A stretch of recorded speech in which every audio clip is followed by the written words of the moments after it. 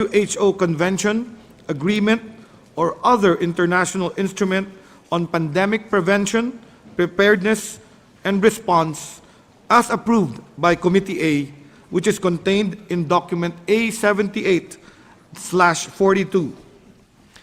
Dear delegates, to optimize our time, I kindly ask that any congratulatory messages pertaining to the anticipated adoption of the draft WHO Pandemic Agreement be taken up in the plenary under agenda item number 3.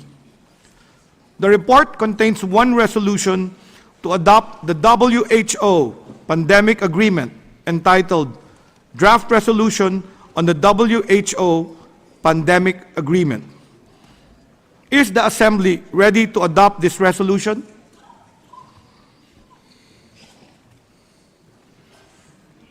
I see no objection. The resolution is adopted.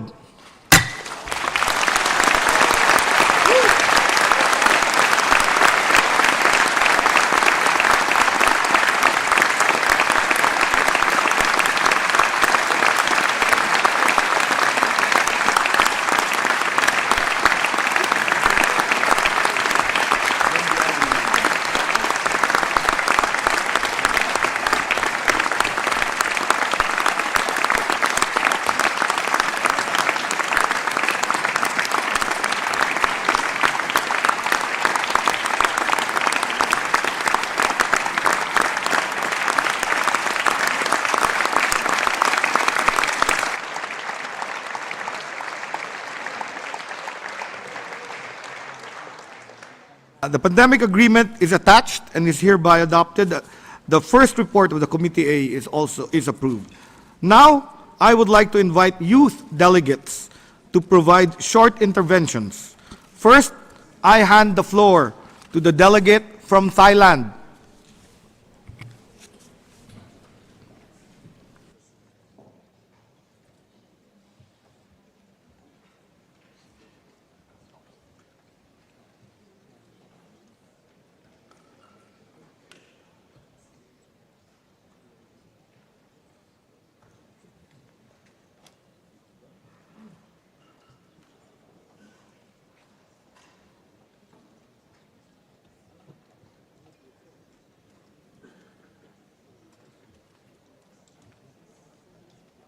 Since the youth delegate from Thailand is not ready, may I ask the youth speaker from Panama to take the floor?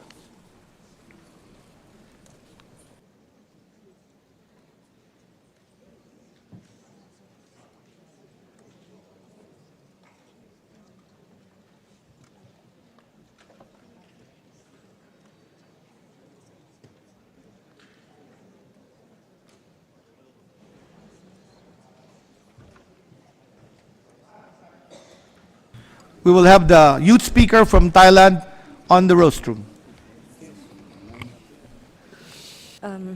Dear chairs, distinguished delegates, and fellow youth, on behalf of the youth of Thailand and the CRO, I express our deepest appreciation to the INB and all member states for your commitment in shaping the pandemic agreement against the odds and in record time. But we must be honest, interest in pandemic preparedness is fading, yet the pandemic agreement is not a document of the past. It is a tool for the future, our future. Many of us, the youth, were not just students during the last pandemic. We were caregivers, community health workers, and volunteers, and in some cases, we were mourners. For us, equity is not a political ideal, it is a lifeline. Let this agreement not be remembered for what each country might sacrifice, but for how well it protects the most vulnerable in the next pandemic, including us, the young people who will inherit this world. We urge member states to remain engaged and to bring youth into future negotiations not as tokens, but as partners. The next emergency may be inevitable, but a more just, prepared, and inclusive response is still within our reach. Thank you.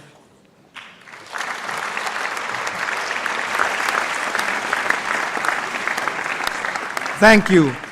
Now let us turn to the youth speaker from Panama.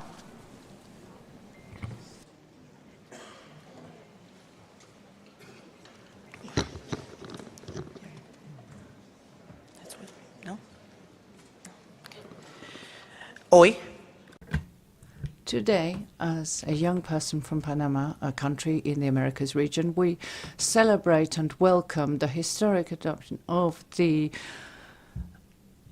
pandemic agreement.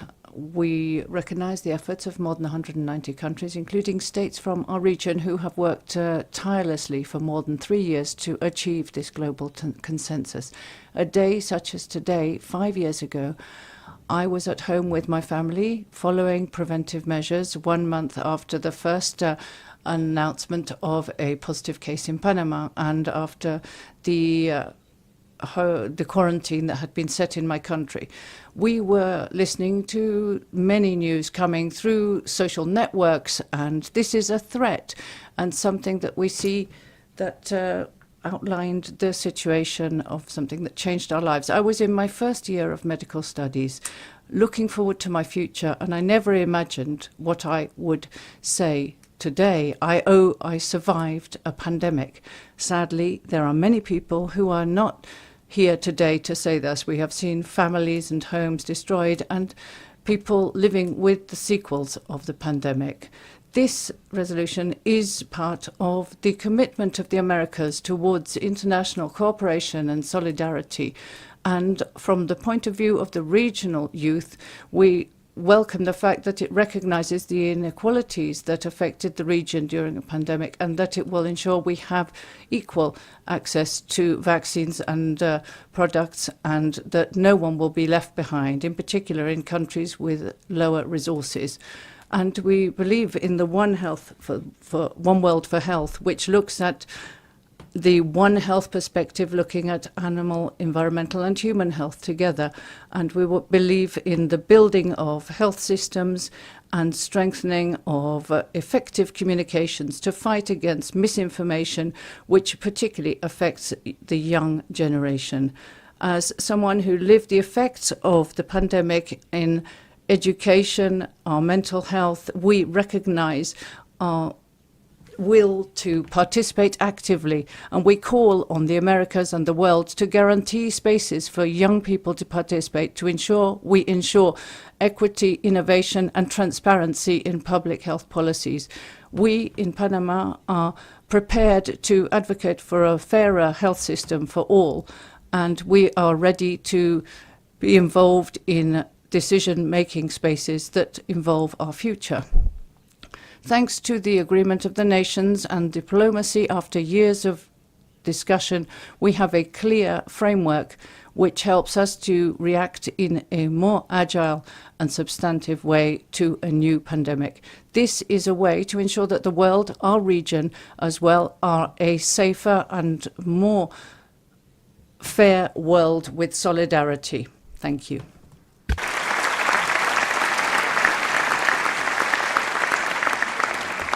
Thank you. Now let us turn to the youth speaker from Norway.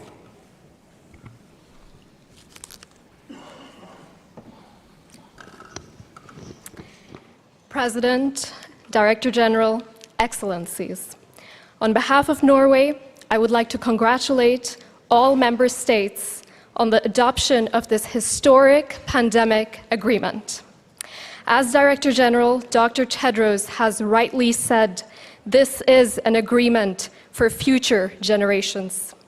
For young people, the COVID-19 pandemic brought disruption to education, the collapse of entry-level jobs, and unheard of isolation during our formative years.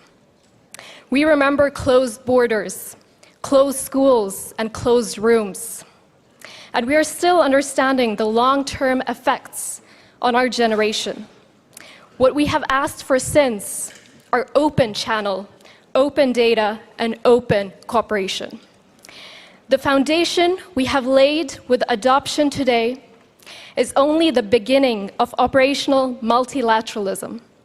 It marks the start of building the infrastructure that will allow the world to prepare prevent, and respond collectively to future global crises. Given the growing risk of emerging zoonosis, the inclusion of One Health approach is a critical step forward. Human, animal, and environmental health are interlinked. And to prevent the next pandemic, we need to act upstream, across sectors, borders, and generations. As a medical student, I also welcome the agreement's attention to the protection of healthcare workers, the backbone of health systems and crucial actors during pandemics. Equity is a necessary condition for a global health security. Pandemics are prolonged when access depends on wealth and not needs. We welcome progress made on commitments to information sharing, technology transfer, and global supply chain coordination. These are the systems that determine whether a response is equitable. Today, you, the member states, have chosen solidarity over fragmentation. The path to consensus has not been easy, and yes, challenges remain. The finalization of the pathogen access and benefit sharing system will be crucial. But it is important to recognize what has been achieved. It is not only the most difficult issues that define the value of this agreement. Its strength lies in our shared vision, in the affirmation that global preparedness is a shared responsibility, that the health of one impacts health of all, that we are only as strong as the most vulnerable among us. Norway welcomes this resolution proud and excited and look forward to the day we can celebrate the completion of the treaty. Thank you so much.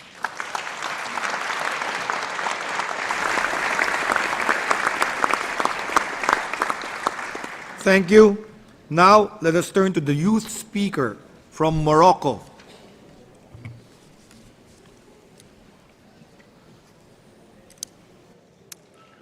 Mr. President, distinguished delegates, bonjour, assalamu alaikum, good morning. My name is Selma. I'm a medical student from Morocco, and I have the honor to deliver this statement on behalf of the youth of the Eastern Mediterranean region. We extend our sincere appreciation to the Intergovernmental Negotiating Body and its Bureau for their dedication, resilience, and vision. As youth, we recognize how crucial this moment is for today's global health governance and for the world we will inherit. It is a powerful testament to the will of the member states to work together in the aftermath of a devastating pandemic and to translate hard-earned lessons into concrete commitments that will shape the future of generations to come. We welcome the final draft as a foundation for a more coherent, youth-inclusive, and equitable global approach to pandemic prevention, preparedness, and response. This text reflects compromise, yes, but also vision. It affirms the primacy of solidarity and the urgency of stronger national health systems. For young people of our region, it represents hope, a signal that our future matters and that for our resilience is not taken for granted.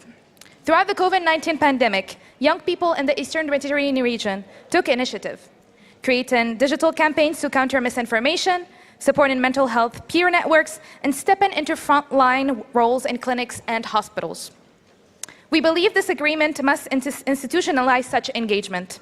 Youth must be involved not only in risk communication, but in the co-design and delivery of health promotion, community response strategies, and pandemic education.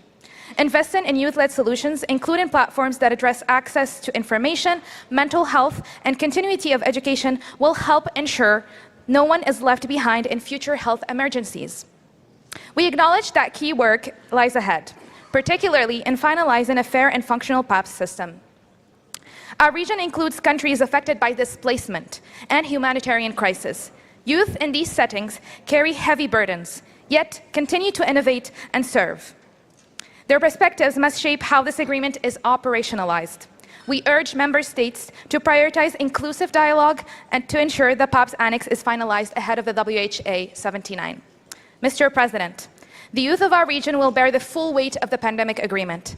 The pandemic altered our present and disrupted our entire trajectory. Our education, mental health, career opportunities, and sense of security have been irreversibly impacted. The time to act is now. We remain fully engaged, drawing from the deep well of our shared experience. This agreement is a promise that we will live through, will not be repeated in silence. A promise that future generations will be better protected, better heard, and better prepared. As the world is watching this historic moment, we, the youth of the EMR, are ready to partner, ready to build healthier, fairer planet we all deserve, leaving no one behind. Shukran, merci, thank you.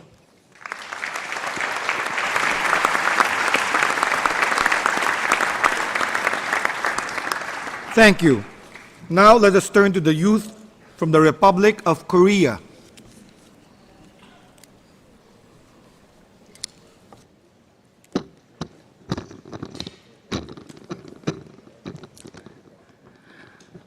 Honorable Chair, distinguished delegates, my name is Dae-hyung Kim, a youth delegate from the Republic of Korea and one of the negotiators involved in the pandemic agreements. It is a great honor to share my voice at World Health Assembly. This agreement is more than just a document.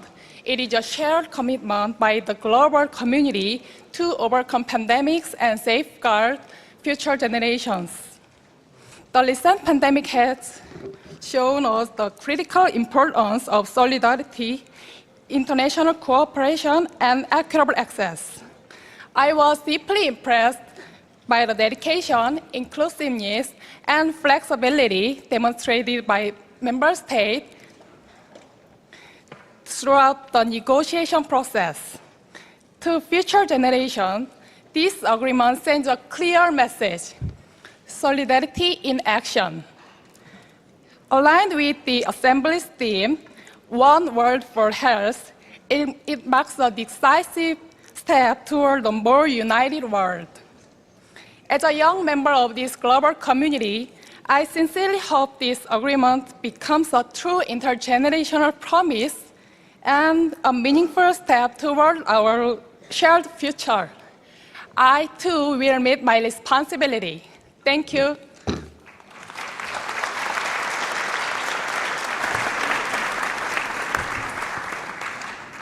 Thank you. Now let us turn to the youth speaker from Ethiopia.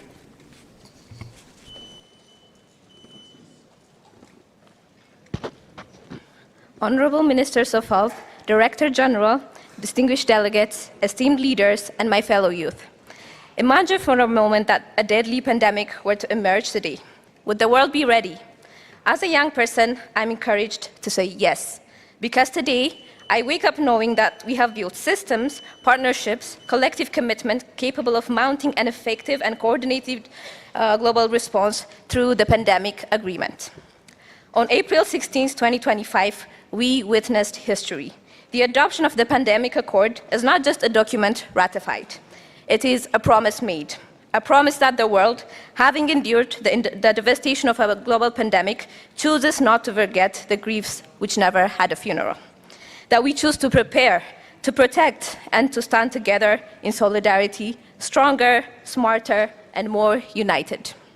Ladies and gentlemen, my name is Abigail Awi. I'm a youth delegate of Ethiopia, and as the voice of African youth, I write today with not a prepared applause, but with a fire in my heart, an urgency of a generation that knows what is at stake.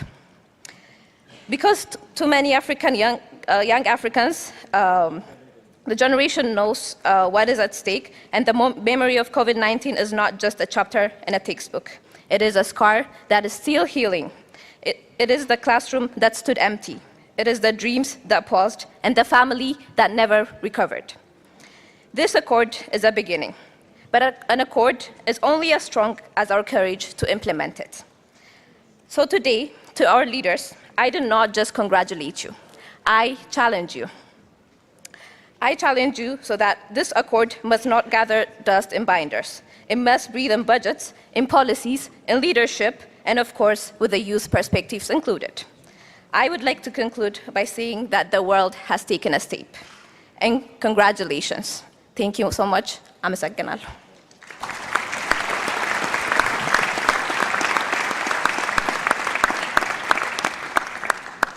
Thank you to all the youth speakers from the different WHO regions.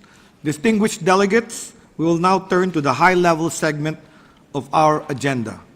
This historic plenary is suspended.